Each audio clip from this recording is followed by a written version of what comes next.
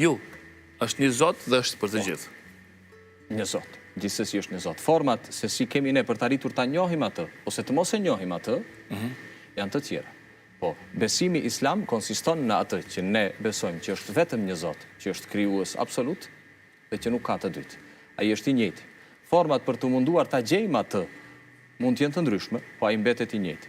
Madje në raport me rrethanat edhe njeriu që në emër nuk quhet musliman, mund të shpërblehet për atë që ka besuar, nëse ai ka jetuar në një ambient që nuk ka pasur mundësinë ta njohë atë që ne e quajmë për Zot, Allahun dhe shpallin ndaj Muhamedit si pejgamber të fundit, po ka besuar që ka një krijues dhe është munduar të jetë njeri i mirë sepse beson në ekzistencën e këtij krijuesi, islamikisht një njeri i tillë meriton të shpërblehet edhe ai.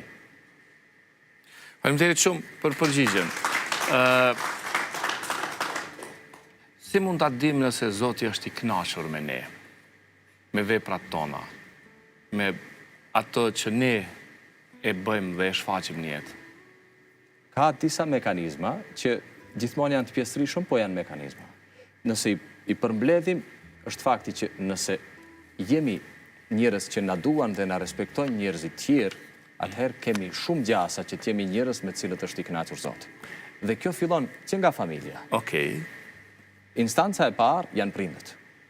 Nëse prindët janë të kënaqur me ty si njeri, dhe pejgamberi alayhis salam thotë, kënaqësia e Zotit fshihet në kënaqësinë e prindërve ndaj teje.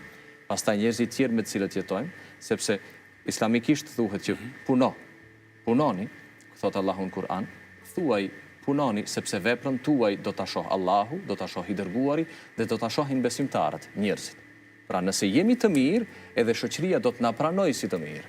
Dhe nëse shoqëria nuk na pranon si të mirë, përveç në raste të përjashtueshme që mund të jenë, që gjithmonë logjikisht ka një përjashtim, por në rastet normale, kjo është një njësi matëse për atë se jemi apo nuk jemi të mirë. Po si ta dallojmë ne kur një njeri është i mirë vërtet dhe një njeri është i mirë veç në dukje, është falso? Këtu është një parim shumë i bukur islam. Ne nuk kemi asnjëherë të drejtën të hyjmë brenda në synimet dhe në qëllimet e njerëzve, në zemrat e njerëzve. Okay. Ne jemi të detyruar të gjykojmë atë që shohim dhe t'i vlerësojmë njerëzit mbas të asaj që shohim.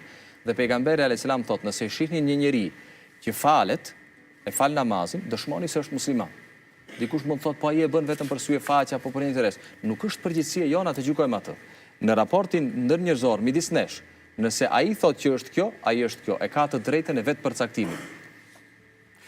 Duhet të lidhet dy pyetje.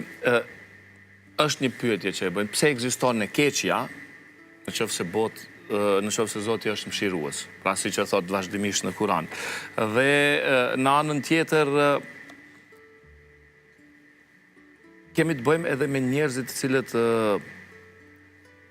kanë frikë nga dëshkimi. Pra si ti lidhim këto dyat? E para e keqja është edhe ajo e krijuar nga Zoti. Dhe Zoti e thot në Kur'an që është ai që e krijoi vdekjen dhe jetën. Është ai që ju sprovon, thot, "Wa nablukum bish-sharri wal khairi", ju sprovojmë me të keqen dhe të mirën. Esenca është sprova. Njeriu është i dërguar në këtë botë dhe është në një provim të madh. Dhe provimi është edhe me të mirën, edhe me të keqen.